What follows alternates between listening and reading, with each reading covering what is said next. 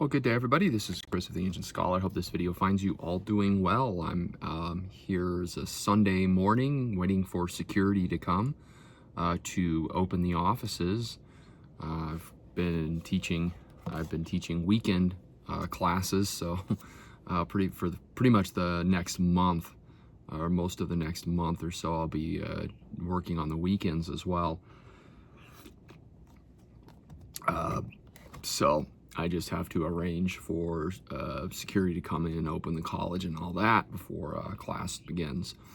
So I thought I might do while I'm waiting for that is to do a short video, and what I want to talk about is the Pixel 10, because I did pull the trigger on the Pixel 10. This is the base phone. This is not the Pro or the Pro XL or the Fold. It's the base Pixel 10. 256 gigabytes so I went ahead and upgraded the storage, but otherwise it's stock base Pixel 10, the kind that you can buy here in the United States of America, because I know there are some slight differences between what you get in the United States versus what you get in other countries. So now that I've had a good 48 hours with this phone, this is not going to be a review, but this is going to be my initial impressions of the Pixel 10. And the TLDR of it, to sum it up as concisely as possible, I would say that this phone has been a one step forward, two steps back kind of experience for me. And that is to say that for every interesting addition, every little improvement, every update to this phone, there are at least a couple of compromises or steps back. And so compromise is really the name of the game when it comes to this phone, at least in my experience thus far. That has not been my experience with the Pixel 9. The Pixel 9 experience was seamless and rather gobsmacking, really. I cannot tell you all how impressed I have been with the Pixel 9. The Pixel 10, however, the experience thus far has been a bit rockier, shall we say. So when I got this is Thursday. I ended up getting this Thursday. I immediately had issues setting it up. I use US Mobile as one of my carriers, and so I was trying to swap the SIM from the Pixel 9 into the Pixel 10. And of course, in the United States at least, there is no physical SIM slot, so it's not as easy as pulling the micro SIM out from one phone and putting it into another. So Google has gone the way of Apple in eliminating the micro SIM card slot. And so, I went through the app for my carrier, US Mobile, and in the app, there's this little section where it lets you swap or put an eSIM into another phone. And so I went through that process, and it failed to move over to the Pixel 10. So I had to call US Mobile, and it was about a 40-minute wait. I believe I started at 25 in the queue, and it was about a 40-minute wait, but I did get a hold of somebody, and they were actually pretty helpful. They had to do the two-factor authentication and email code, and then they sent me a QR code that I scanned with the Pixel, and it finally put the eSIM in here, but it was not a seamless transition. The next thing I noticed was even though, or in spite of transferring from Pixel 9 to the Pixel 10, so this is not like I was coming from an iPhone or Samsung or OnePlus or any of that. It was from my Pixel 9 to my Pixel 10. I just did a phone-to-phone transfer. The transfer was not a resounding success.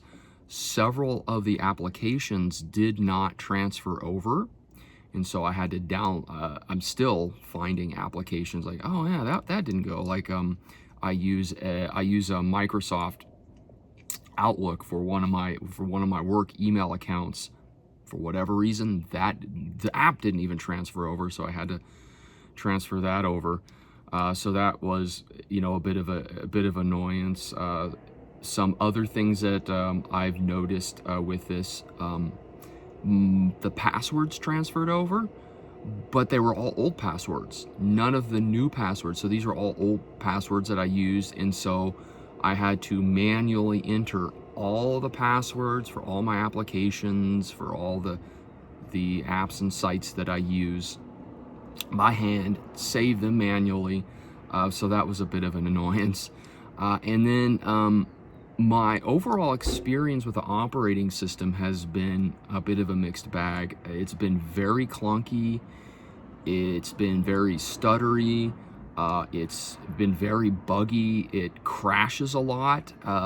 If I put any kind of load onto it, and I'll get to the cameras, but when I attempt to do a panorama with the 5-power, the new 5-power optical lens, more often than not, the camera app crashes. And so I have to close out all my apps and go in and try it again and get it to work. So it's not very optimized, and so hopefully that can be fixed with updates. But it just feels kind of half-baked to me, the experience. It's very clunky. It's not very optimized.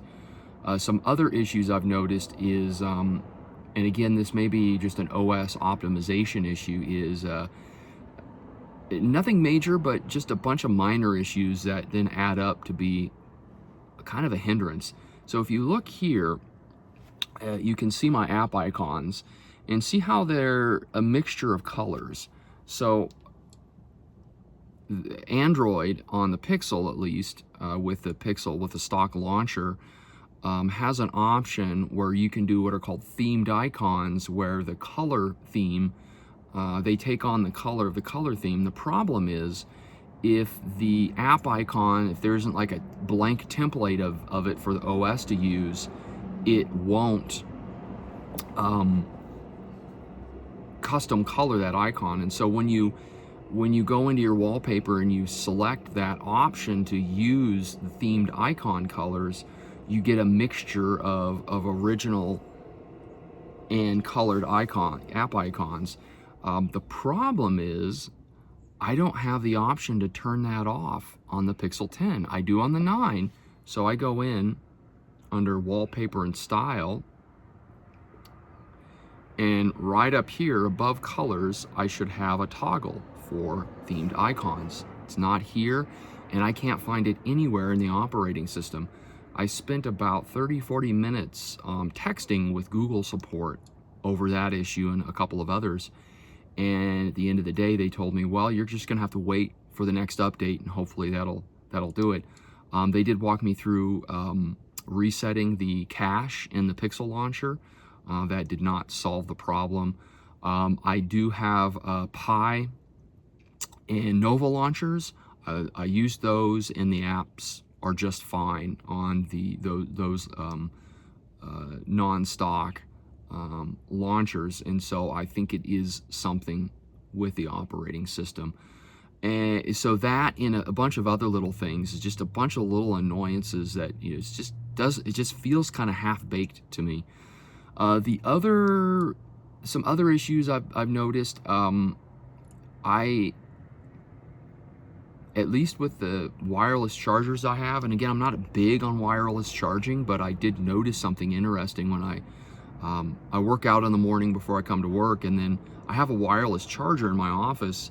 And normally what I do is I put my headphones, my AirPods or my Pixel Buds on there to charge up.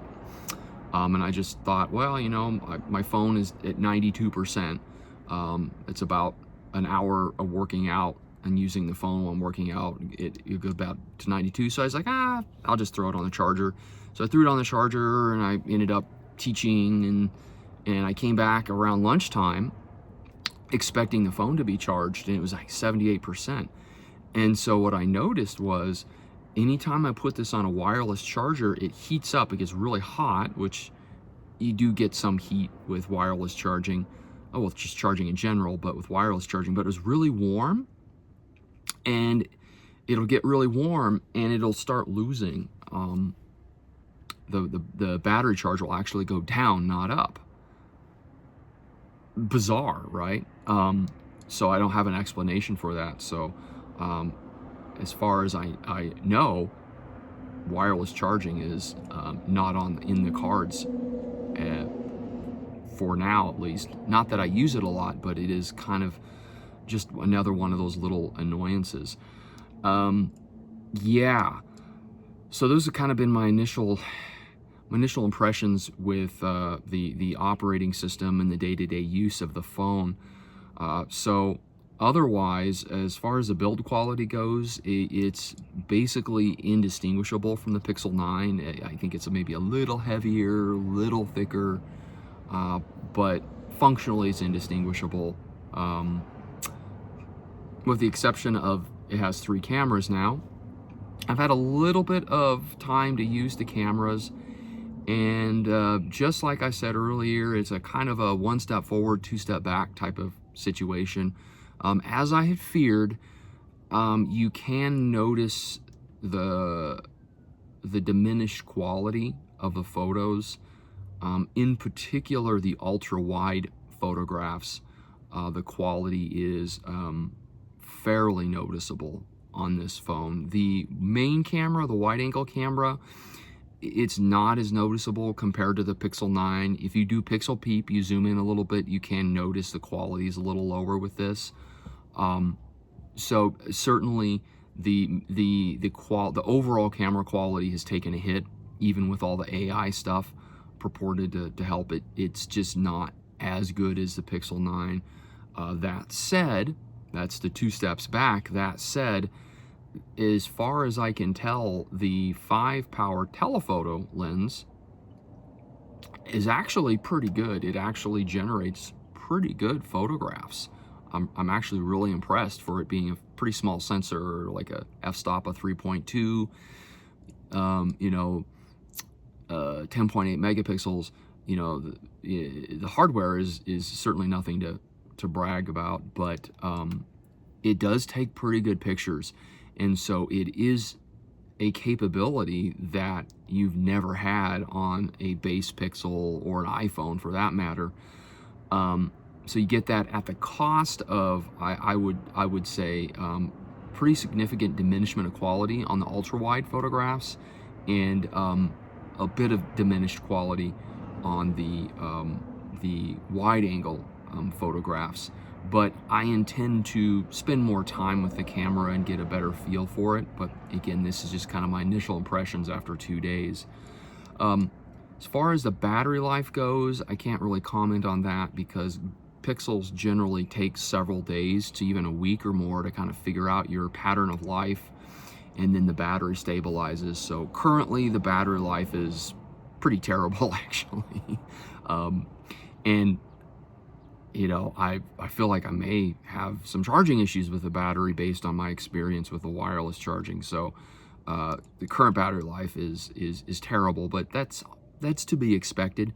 I can give the phone a little grace there. As far as the color goes, I did get that lemongrass color. It's a lot more yellow than I anticipated.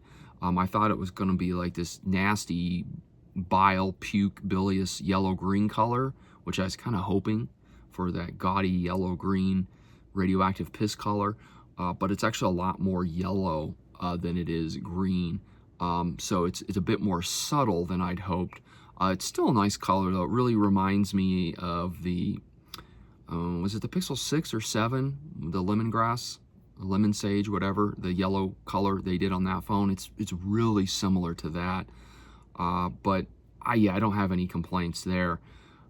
So yeah, there have been some interesting, just going through it, there's some interesting options as far as screensavers and some of the effects that you can add to your photographs and some of the AI stuff.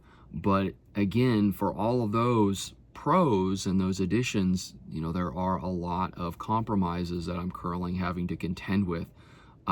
So I'm a little ambivalent, unfortunately, and this has certainly not been a mirror of the experience I had with the Pixel 9, where the setup was seamless. I just put a physical SIM card in, got it up and running. My apps transferred I did an iPhone transfer into that Pixel 9. It was almost seamless. The passwords transferred, the apps worked. That Pixel 9 is smooth. The operating system's great.